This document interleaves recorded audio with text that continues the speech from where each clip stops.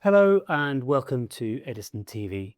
Today I'm speaking to Calnex, the AIM-listed provider of network instrumentation and solutions with a particular focus on synchronization and emulation.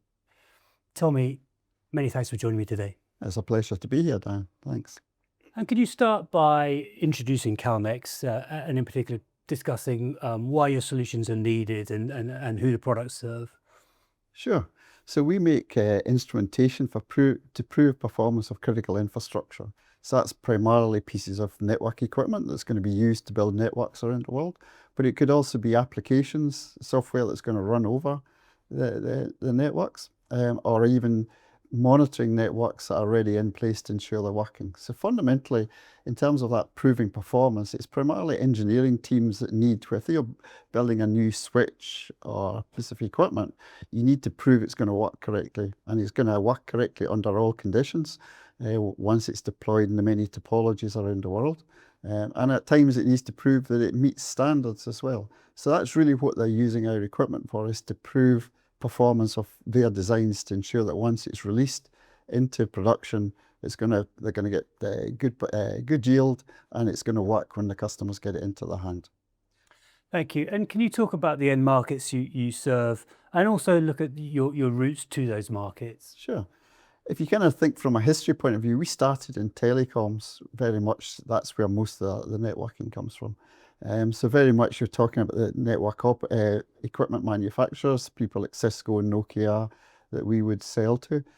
We also sell to some of the component chip people, so your Broadcom, Intels, and the network operators, BT, AT&T, etc. But the biggest part is the equipment manufacturers. So again, it's these design teams that we're selling into that are making different new pieces of equipment coming to market.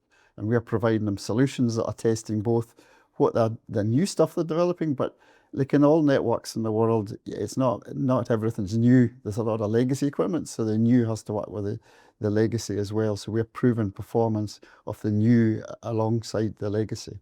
And so very much we sell in about 68 countries in the world.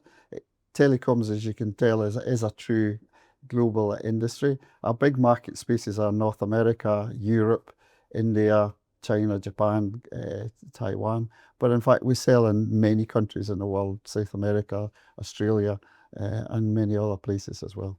So Calnex focuses on two key areas, synchronization and emulation. That's right. For those less familiar with the story, can you explain what each of those products do, what they actually do for your customers? And then looking at your development pipeline, what are the key leading edge developments now that will eventually go mainstream and support your revenues for a longer period of time? Sure. So synchronization is quite simple. It's passing time through a network. So basically there's a protocol that's called PTP that's used to transfer time across a network. The telecom guys started using it seriously for the mobile base stations. So basically all the base stations you see at the side of the road, they don't interfere by each other because they radiate at different times, and they all need accurate time so they can do that. But the accurate time that we are testing is to a billionth of a second, and that's what makes it tricky. So basically what we are doing is transfer our pieces of equipment, fundamentally send them a timestamp. The equipment locks that timestamp, locks our internal time, and generates a new timestamp on the output. We look at that and tell you how accurate it is at generating the time. And really what we're doing in terms of the waves of synchronization that are coming, it tends to it's following the interface rates. So it's basically moving up and up to higher and higher rates.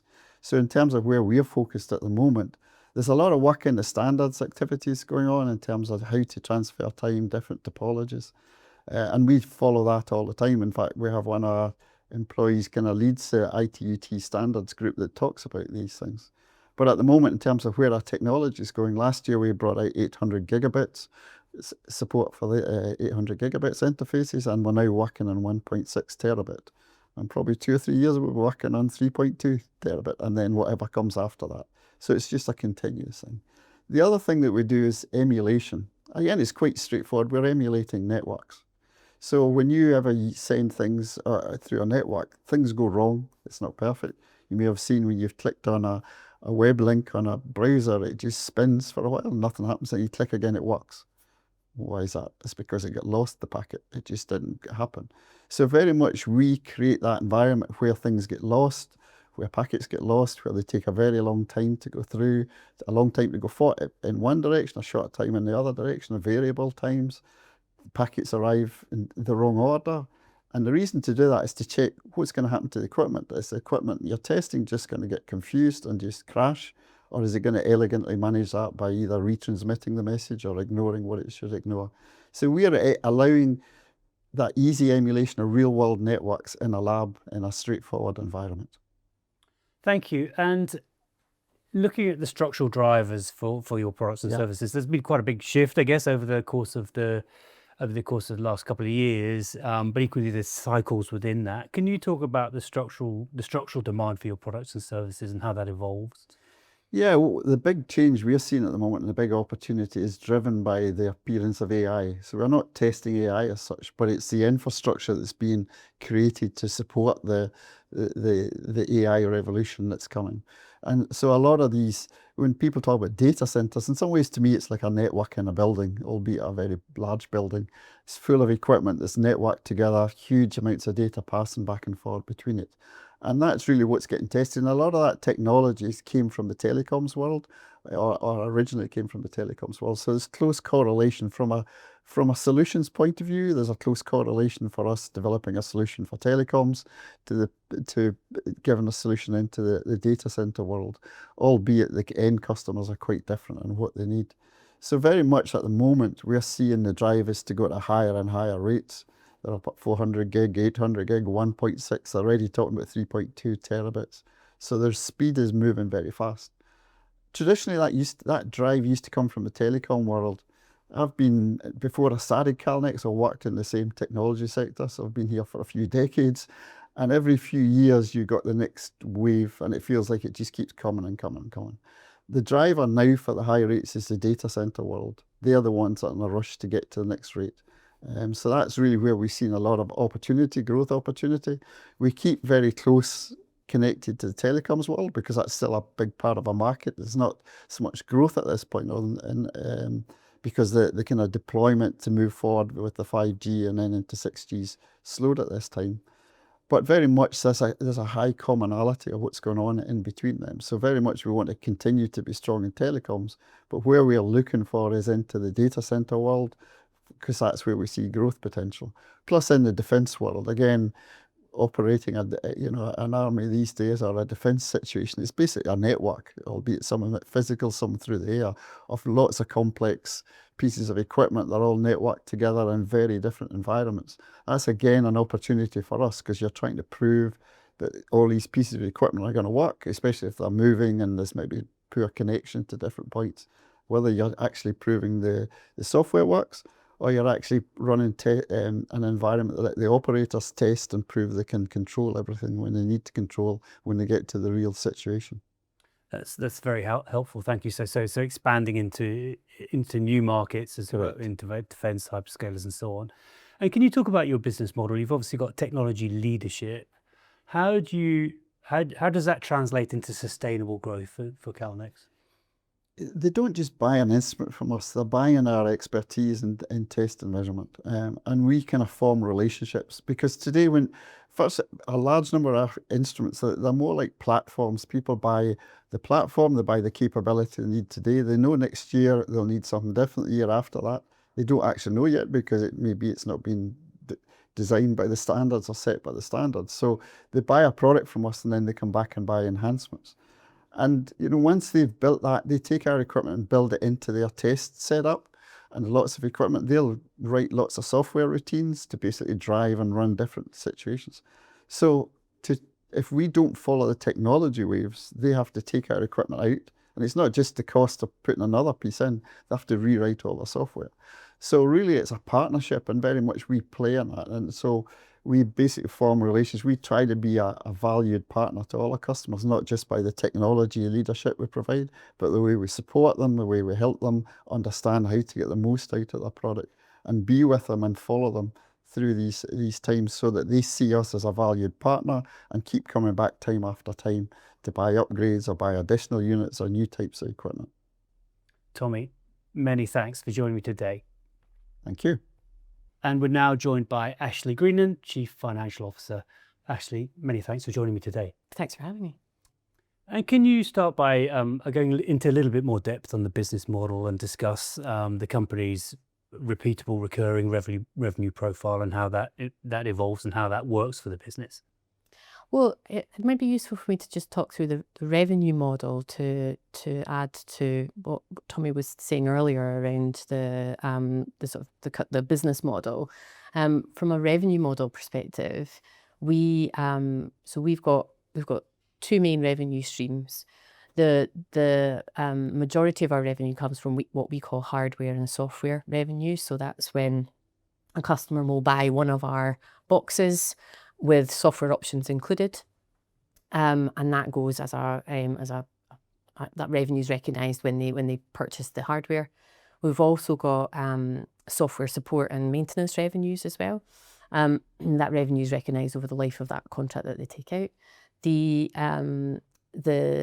split of that has been about 90% hardware software and 10% software support revenues in the past. That has changed slightly to become more like 80-20, which just builds up a little bit more of a kind of recurring, a type of recurring revenue within our P&L.